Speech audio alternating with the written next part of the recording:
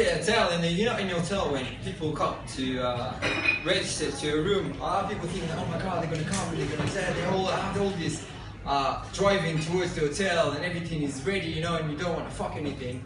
And then you just sit there, and they come, and you know, they can see if you're nervous or not, and you're just freaking out, because if you get something wrong, then they know it, and then they're onto you, and they just, I have no idea what I'm saying. But anyway, I bet you're so right now. How about this?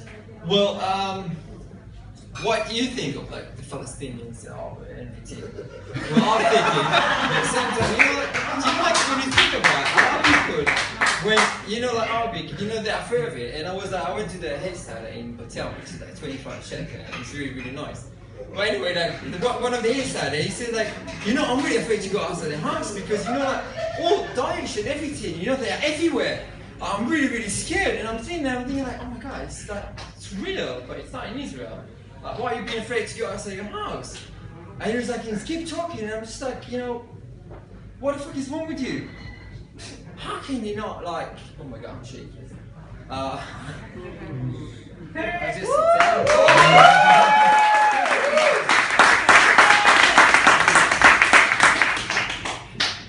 But anyway, I think, like, what's the point? Like, imagine that everyone is going to be like Daesh, you know? Everyone is going to be obeying all the rules and everything.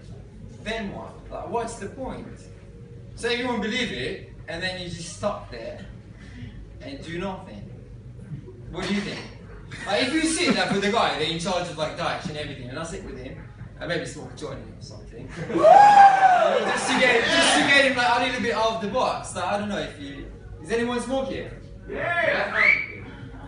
Oh, a lot of people, I guess. Do you know when you smoke, like sometimes when you smoke by yourself or with people, like you get into your own zone, and then like you can see your life like from like a little bit outside your box, and then like, oh, now I understand what happened. That makes more